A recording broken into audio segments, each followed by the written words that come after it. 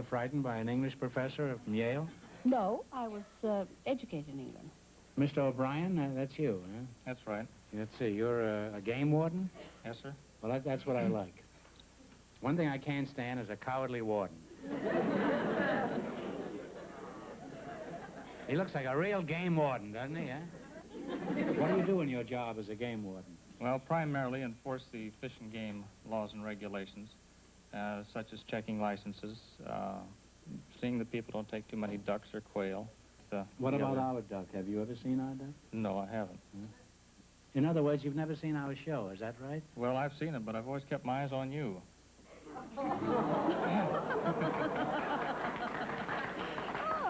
Well, you narrowly avoided not winning any money at all here. Well, suppose I caught an illegal fish and you caught me catching this fish. What would you do, Robert? Well, I'm afraid I would have to take the fish as evidence and issue you a citation. Mm-hmm. Well, that's pretty silly, isn't it? Imagine cooking a citation over an open fire. How much would it cost me? Depending on how you took it. Now, if we caught you out there with your tennis racket taking them, dipping the spawners out of Lake Arrowhead up, well, it'd probably be pretty tough. Do I look like a fellow who would go fishing with a tennis racket? Well, I know I look pretty daffy, but I didn't know. Eileen, let's return to you. What have you been doing in the States since you returned from England? Have you been working? Yes, I'm a house mother. I was a house mother at a fraternity. A house mother? What's a house mother? You mother houses? No, we just look after the boys. Well, do you have much trouble keeping the college boys away from the girls? I think it's the reverse. It's keeping the college girls away from the boys. In other words, you were sort of a game warden yourself there. Anyway. Well, Bob, how would you prevent a predatory female from chasing a man? I don't know. That's a little out of my line. I am primarily interested in the protection of the wildlife. Apparently, you've never been in a fraternity house. Well, time is up for conversation. Let's play You Bet Your Life. Remember, we start you off with $100. Miss a question, you lose half of your bankroll. Are you ready? In the race for the $2,000, the first couple won $360. And the secret word is table. You selected the animal kingdom, and remember, the more the question is worth, the harder it is. Now, one answer between you, your partners. Now, what do you want to start with? 10, 20, 30. They get tougher as they get bigger. $70. $70. What is another name for the American buffalo? Bison. Bison is right. You now have $170. Okay, now what are you going to do now? 80, 50, 40? 80? If a horse belongs to the equine family, what family does a cow belong to? Bovine. Bovine is right. You now have $250. I knew him very well. Humphrey Bovine. Now what are you going to do? You have $250. What are you going to try this time? Okay, 90. 90. The kangaroo of Australia is a marsupial. What is the only marsupial native to North America? The possum. A possum is right. This fellow knows. You now have $340. This is old Animal Kingdom himself. Here's your last chance to beat the other couples. What are you going to go for? 60. What animal or bird is the national emblem of the United States? The bald eagle. The bald eagle is right. And you wind up with $400.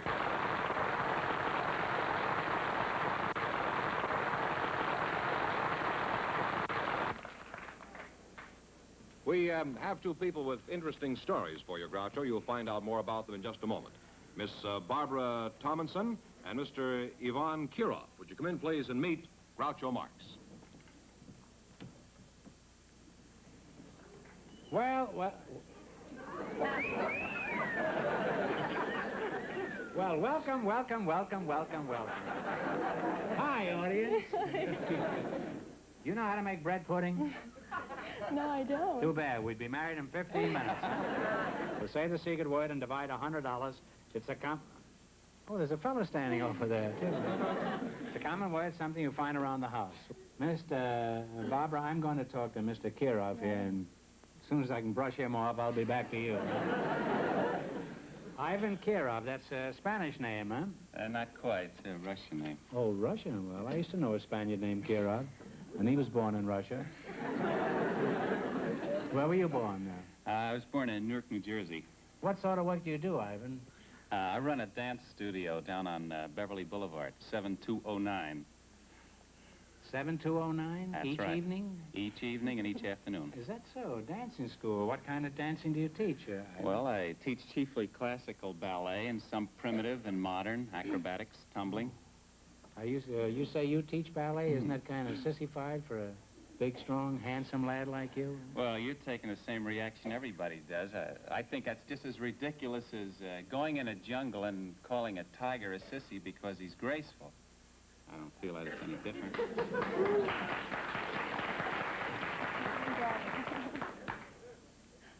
Well, I wouldn't go into a jungle and call that. I wouldn't talk to him at all if I saw him. I might drop him a note. Ask him how many raisins he uses in his bread pudding. Hi, audience. Now, where do you do your adagio, Babs? I'd like to come down and watch sometime. At Muscle Beach in Santa Monica. They have other activities there besides the dancing and tumbling. They have the weightlifting and surf riding, races, etc. Muscle Beach, huh? Muscle Beach in Santa Monica. Well, I belong to a beach club right next door to Muscle Do you? Beach. Yes, it's Sacroiliac Sands.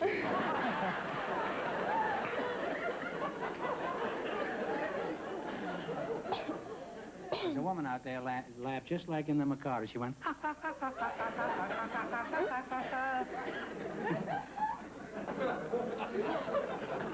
Ivan, let's talk about your school of the dance some more. Do you consider classical ballet the most important type of dancing? Well, as a matter of fact, no. I think there are other forms of dancing that I consider just as important. I think modern dancing, interpretive, and the primitive forms of dancing are just as exciting and important to me. Well, we don't have time for a full-scale ballet here, but could you give us some idea of what you do all day in your dancing school? You mean right here? Well, I don't see any other place around. Ivan, a while ago, you mentioned primitive dancing. Could you give us a short hunk of that? Well, I'll tell you, Maybe you could help me. I need a beat for that. I can't do it by myself. A beat? You mean a dead one? What kind of a beat are you after? The drum beat, you know. Well, could you give us an idea of what kind of a beat? Yeah, you got a drummer here someplace? Yeah, well, he's not actually a drummer, but he gets paid. Okay. What kind of a beat? Could you tell me? And Yeah, then I could give you the- transmit it.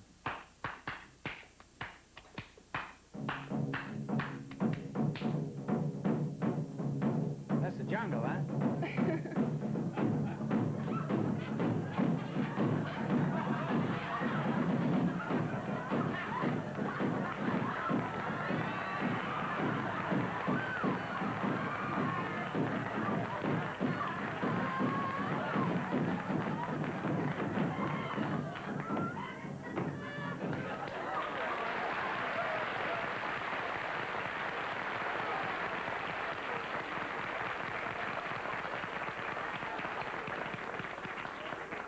That's why I enjoy doing this show. You meet people like Ivan and Barbara, and especially Barbara.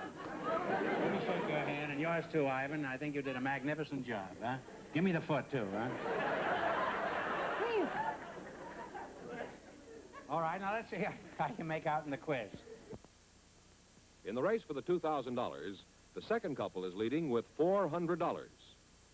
All right, you selected science and medicine. Now, what do you want to start with? How about, say 20? 20? Make it a little higher. 30? 40? 40, okay. All right, $40. The word pulmonary pertains to what part of the body? It's one of the vessels coming from the heart. It goes to the lungs, pulmonary vein. Yeah, I'd give you that. I'd give you that. You now have $140. You certainly took the long way around there, but you finally arrived. Now, what do you want to try? Make it tougher. 50 bucks? 60? Sure. All right, 50. $50. What do you call the science that deals with weather and climate? Meteorology. That is absolutely right. You now have $190. Ivan is nobody's dope here. Now you have $190. Are you 70?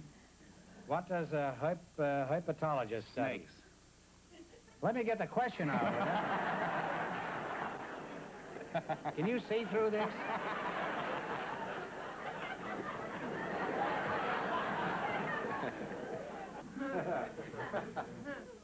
What are you going to try? The 100? 100, fine. Uh-uh. What planet is nearest the sun?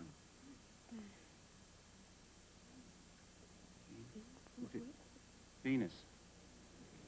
No? No, I'm sorry. It's Mercury. You had 260, you lost half it, you now have $130. Well, that's not too bad. Sorry you didn't win more.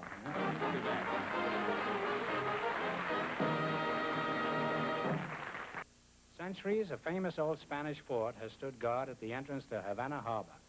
For $2,000, what is the name of this historic fort? Almost said hysteric. You know what it is?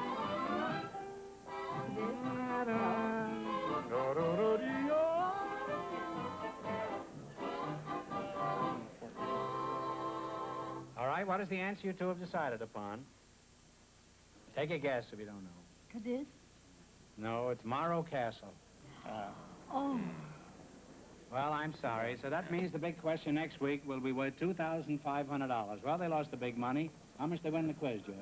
$400 in the quiz. Well, congratulations, and thanks to both of you and to all of our contestants on the show tonight.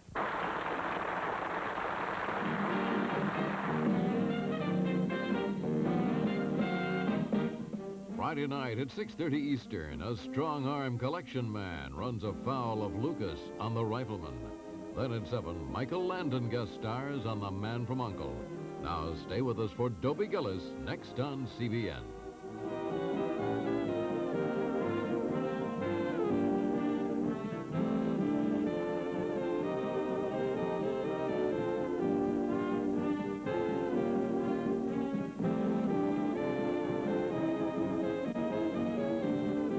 Frightened by an English professor from Yale? No, I was educated in England. Mr. O'Brien, that's you, huh? That's right. Let's see, you're a game warden? Yes, sir. Well, that's what I like. One thing I can't stand is a cowardly warden. He looks like a real game warden, doesn't he, huh? What do you do in your job as a game warden? Well, primarily enforce the fish and game laws and regulations, such as checking licenses, seeing that people don't take too many ducks or quail. What about our duck? Have you ever seen our duck? No, I haven't. In other words, you've never seen our show, is that right? Well, I've seen it, but I've always kept my eyes on you.